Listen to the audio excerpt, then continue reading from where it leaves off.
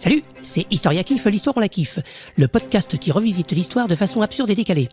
Je suis Paul Larsenac, professeur d'ethnologie comparative licence 4, désagrégé d'histoire ancienne et maître de circonférence à l'IRVH, l'Institut de révélation des vérités historiques.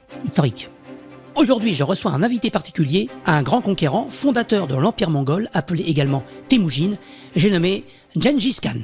Bonjour monsieur Khan. Attila. Oui, je suis là. Non, moi c'est Attila. Attendez, je vérifie mes fiches. En effet, je vois, il y a eu une inversion. Cannes, ça sera la semaine prochaine, pendant le festival. Aujourd'hui, nous recevons monsieur La. Appelle-moi Atti. La ? Bah oui, là, pour la semaine prochaine. Très bien, Atti. Vous êtes le roi des Huns. Quoi ? Hein ? Qu'est-ce que tu dis ? Non, je mettais en exergue le fait que vous étiez roi. Ouais, des Huns. Pardon ? Hein ? C'est cela, le roi. Alors au début, vous êtes deux, hein ? Vous régnez en diarchie avec votre frère Bléda, c'est-à-dire que vous partagez votre couronne, si je puis dire, avec lui, mais en 445, vous l'attirez dans un piège et vous l'assassinez. Bah oui, sinon c'est lui qui me tue. J'ai été plus rapide. Vous devenez alors le seul et unique roi des Huns. Il n'en fallait qu'un. Oui, et puis c'est plus clair. Parce que sinon on se demande, c'est qui le roi des Huns ? Ben, c'est nous deux. Ah bon ? Je croyais qu'il y en avait qu'un. Vous voyez, deux rois des Huns, mathématiquement, il y a quelque chose qui ne collait pas. Donc là, on est bon, on a 1-1.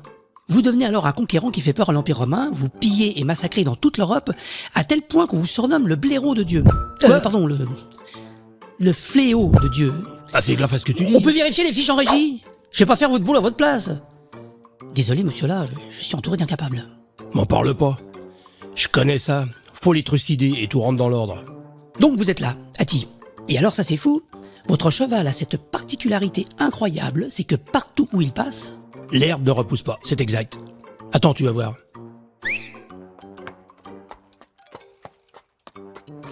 Vous êtes venu avec votre cheval ? Ouais, il ne me quitte jamais.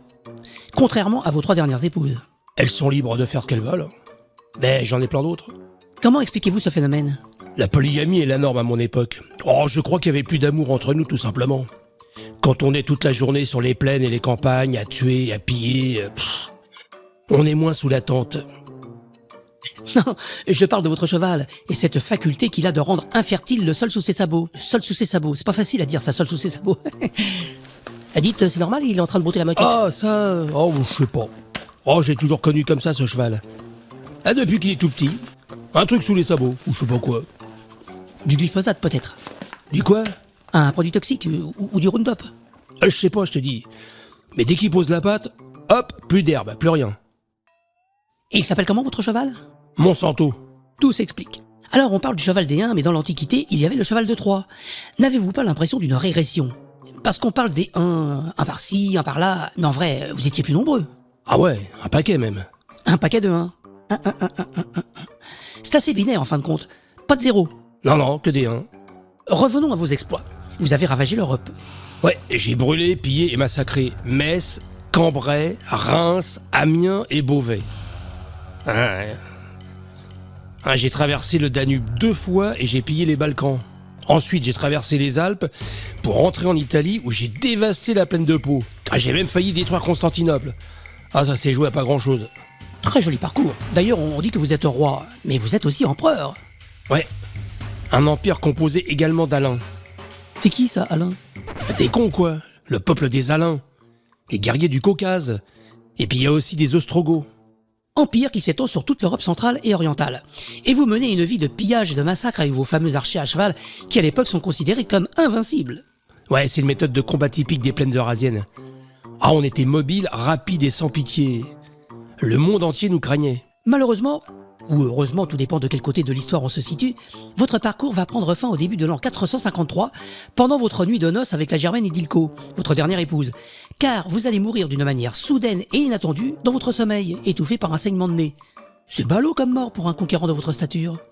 Un saignement de nez, faut voir. Hein. Moi, je crois qu'Ildico m'a empoisonné. Ouais, sur ordre d'Aetius. Ah, c'est un sénateur romain qui menait une guerre féroce contre moi. Ah, il voulait ma peau. C'est possible en effet.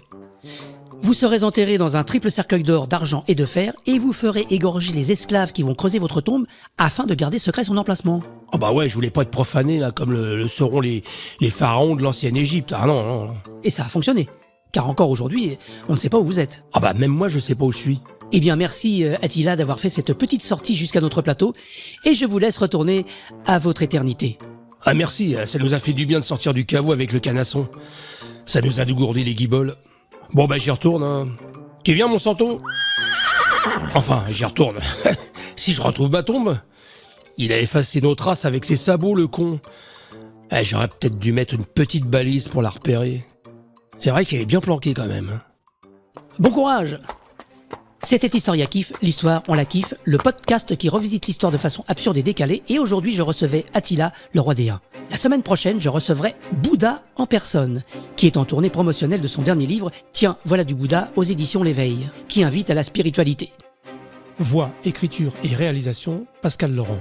Les musiques et les effets proviennent de la bibliothèque sonore d'Artlist. Le générique Pénombra est signé par EFGR.